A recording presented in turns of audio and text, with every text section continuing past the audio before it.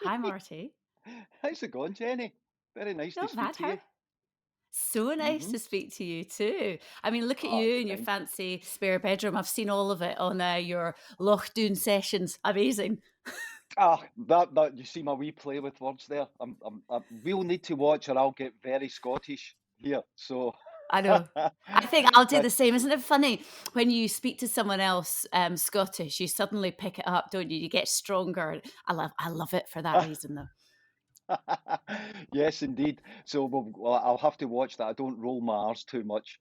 Well, by the way, first of all, I was very excited when I knew I was chatting to you because we're both from Glasgow, and it's also, it's nice Yeah. to bond with a fellow Glaswegian. And you are a mighty popular fella. You're Thank regarded as one of Scotland's most talented singers, right? Your first Oh, band, which I actually yes. didn't know this, Marty. I didn't know your Yeah. first band was called Vortex Motion. I didn't Yeah. honestly. I That. did not know that. Obviously, you changed the Yeah. name soon down the Thank line, but heavens. I had no idea. Why were you Yeah, gonna that call it was. that? How did that come about? Well, I kind of showed up one day at rehearsals and had got through through the hoop, So it was like we're called vortex motion today. I thought, oh, okay, I better go and look up what the word vortex means. But I love it. I think back in the day, Jenny, it was very much like every day we would have a new name until it settled. So it was like, what would we call Yeah. ourselves? I always liked weird names like Echo and the Bunnymen or something like it just made you go once again to say, "Oh, what's the name of your band? What's the name of your band? What are you called?" Rather than so. I guess when it was a triple-barreled name like Wet Wet Wet, it always left people a wee bit perplexed. What's that's a stupid name, but it got people talking. Um, solo stuff now, how is that? Are Sure. you do you love that more? I mean, is that when Mm, you released, I know it was a while ago now, but when you released your mm. first solo stuff, d Yeah. was that a big moment for you? Well, I think that, once I started writing with other people, because I only ever written with me and Graham and Wet Wet Wet.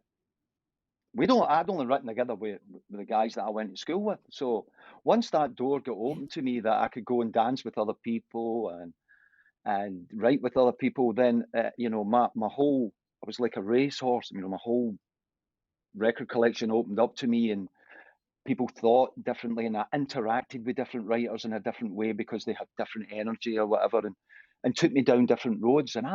So as soon as that happened, that was the key for me. I wanted to go and do different things and wanted to experience lots of, writing with lots of people. I really was a great ambassador for that, because it would flip me out when I would go and write with some people and I wouldn't see it coming. And what I mean by that is if you write with the same people all the time, you kind of know when they go at the little bag of tricks, what they're going to bring out, for the want of a better phrase. So you kind of, I like to be spun out because I don't understand or I'm learning a different way to approach a song, and I love that. And I think this is my Yeah. 12th solo album now, and I Is just it enjoy it 12 enormously. solo album? 12, 12. I only ever made six with Yeah. Wet Wet Wet. So uh, yeah, and so I've been busy. I've been busy being busy on that front, and to go back. Last night I got sent loads of these vinyls. The mum was like, it's like a double album type thing. So a guy showed up at my house and he said, "Oh, Marty, you have to sign these, so many of them." And so pretty much last night I was sitting in my garage signing all these double albums, and I was kind of laughing to myself, like, because I'm so proud of it, Jenny, and I'm looking at my album, my double album, and I'm going, "Oh wow." And I was connecting with that guy, that wee boy in that bedroom again. I was connecting with that, and I'm 56 years of age. I'm signing these albums, and I'm like a kid in a candy store because, well, firstly, I can read the small print, I've got on a double album because you can see the artwork and I can read the lyrics, and it was great for me. I was kind of having a wee chuckle to myself that I still have that childlike enthusiasm for what I do. So I was signing away. And then when Mhm. it came in, I'm coming in the house. I'm going, look at my album. Look at it. Oh, yeah, yeah. Look at it. Look at it. Look at it. Look at it. It must have been, everybody's just laughing at me because they're like, "Oh, yeah, This I is got the a new album album." Stargazer. Stargazer, yeah, that's This my is new this is album. the That's album Stargazer, the new one, yeah.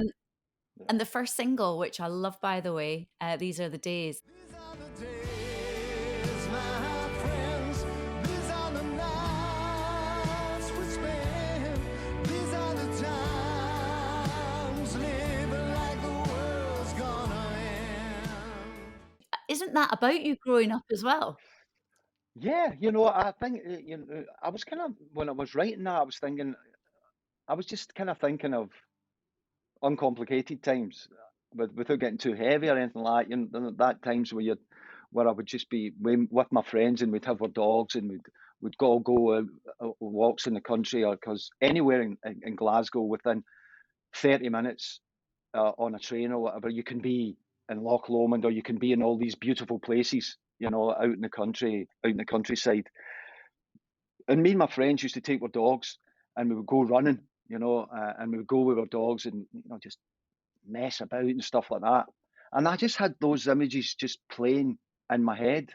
They were just churning about, and I wanted to write that, and that feeling you get when you wake up in the morning, for instance, and you remember that you're about to go on holiday, but you forgot when you were a young kid. You suddenly wake up, oh, and then you think, oh, I'm going to go on a wee journey or something. You get that beautiful feeling in your stomach. Yeah, that rush of adrenaline, and I loved that as a child. And I wanted to write that. And so this song's about those times as my life was unfolding, just reflecting a bit of nostalgia. But and the second verse deals just with a progression of what my life was as it's been unfolding. A simple song, but it was a great way to spend an afternoon. Was your first acting job on stage, or was it your, little cameo in Emmerdale? Oh God, I remember that. Oh, I think it was I remember Emmerdale. that also. A friend of mine, one Lucian, a friend in my record company at the time, who was working there. He said, Marty, he said, "Look, Emmerdale have asked if you'll do this wee thing, and will you come on and you sing a wee song?" And I'm like, what? Fear, fear. I'm like, oh, that's bizarre. He said, listen, it'll be a bit of fun. It's just, drop your shoulders, go in there, it'll be great. So I went, and everyone was lovely. If I remember, yeah, I remember on the day everybody being really, really lovely, and I had to sing a bit of "Close to You," which was my first solo single, and I was very chuffed with myself because at one point I was walking backwards and taking off my coat and speaking, so I was multitasking. So that was good for me. Wow, well done. Yeah, well done. You're like, oh, you just have to say this, like, oh, okay, okay. But I liked that. I liked that whole Multitasking.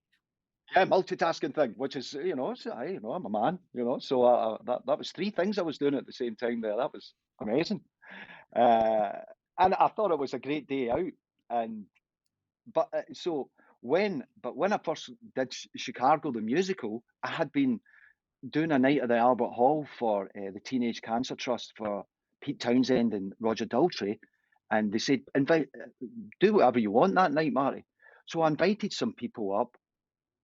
Emma from the Spice Girls, she came and sang with me, and Ruthie Henshaw too. I invited Ruthie Henshaw up to come and sing a wee song with me, and she had brought along a couple of producers from Chicago, the musical from America, or they were in the audience. And after the show, they came to me and said, "Would you be interested in maybe doing the musical Chicago?" And I went, "Oh, I've never done anything like that, but I'll go and see the show and see what happens." And I went and saw the show and just fell in love with it. Loved the score and thought they were good. They were nice people, and I thought if I study here and listen to what they're saying, I think it's within me to do that. And they saw that in me, and so that inspired me because I'm a great believer that when things get a little bit comfortable, it's just good to put yourself out there and see what happens. When the little voice inside my head says, "Oh no, no, no, you shouldn't be doing that, Marty. This is what you do." Then I think you've got sometimes just to say, let's give it a try. What's the worst thing that can happen? And I went and I worked harder. I said, listen, I don't know if I'm the best dancer in the world, but I'll give it a try. I know I can look good in a tuxedo. That's okay. So I was halfway there. It sort of looked right, and I really could sing the Candon and Ebb score very well. It's that sweet in a part of my voice, so I loved it. Boom, West End, boom, Broadway. You were a I'm good like, Billy Flynn. You were a wow. great Billy Flynn. I think it helps if you've got the big smile, the sleazy lawyer. Hey, and I'd met a few of those lawyers in my day, so I had good reference points. That But was to great. go I over loved it. then to spend time in Broadway as well, I mean, that must have been incredible too. What a great opportunity though, just to, as you say, do something different and enjoy Yeah, a new yeah. challenge. Well, I can remember sitting, telling my mother was still alive at the time, and I remember saying to my mother, "I'm going." She was sitting at the table with my auntie Gladys, her sister, and she said to me, "I said, Ma'am, I'm going to do this musical called Chicago," and she said, "Are you going to go to Broadway?" My mum was a wee bit like that. She always said, she could see me in those things. She always said that. And I went, Broadway? No, I don't think so. And then she went away on chatting with my Auntie Gladys. Bang, she nailed it. She called it right. Bang, she said it again. She said it and she nailed it. And I thought, my God, you were right, because she would put that out. She was always a great believer. Put it out there. Who's to say you won't be on top of the pops? Who's to say you won't do that? Subscribe to all those little dreams that are living in there. So, in between a sip of your tea, you're going to Broadway. Anyway, I was saying, and she was right. My So final question to you, Marty, is yeah. what's the first thing you want to do when you get out of this blooming lockdown? Oh, I'm just going for the one. I'll be. You better watch out, because I have a year's worth of hugs. That I'm looking forward to. Do you know? Excuse me, can I? No, that's my. That you're allowed to, hug again. That I'm a very quite a tactile person, so the elbow thing and the fist pump doesn't really do it for me. Oh, hi, nice to see you, and you're always, So I've got years spent the first maybe couple of months just hugging friends and family, and being able never I love never never take for granted what we had. We've been in a time in history where it's so different, Jenny. It's so different. We have no reference points. We've been asked to sit with ourselves, and I think as soon as something like that happens in your life, you think, you interact differently. And for some people this has been a breeze, and for some people this has been a very difficult time. But for me, it's been a bit of an eye opener, because I'm kind of cool just sitting myself, and I get to spend time at home. That's great. I now know where everything is in the house. I know where everything is, because I would usually come back and because I've been out gigging or doing whatever, and I'd say, "Where's that? That pen thing, or where or go to walk back and go to sit down, but the chair's been moved. It was there the last time I was home, So I've kind of reintroduced myself to that, my love of cooking, and kind of that balance thing where I'm just kind of rolling with it, and when it's safe and it's time to come out and do what I do, I can't wait to have a dance. Come party with Marty. Come party with Marty, Jenny. Come on. I love that. That should be your slogan now. Come party with Marty. When will we next be able to see you? Will we be able to see you on stage anytime soon? Yeah, that's my plan. As soon as it becomes safe, I'll put dates on. I find that a few of my friends have said, I booked to go and see such and such, and they moved that date, and they've moved it. It's been moved again and again. When it's right, then that will happen, because I would hate to have some people buy tickets and then say, "Oh, we're going to see Marty in this date," and then it gets moved. That I think it'd be a bit upsetting for you. But so when it's right, I'm going to be out there, and loving it as much as I have missed it. Really, really have, because it really is Yeah. part of my makeup. What I do, and I have a new album, so it's like the normal vehicle is now to go out and sing and entertain people with it, And I would hate to lose out on that for much longer, because this is great, because I can stay at home and say hi, and this is wonderful. But that human interaction when you're just shooting the breeze is wonderful, So and sometimes that little screen can be a Yeah. bit difficult, but I guess if you're just shooting the breeze and talking, you know, that's it. It doesn't matter. But I love that interaction, being in the same room with people. Brilliant.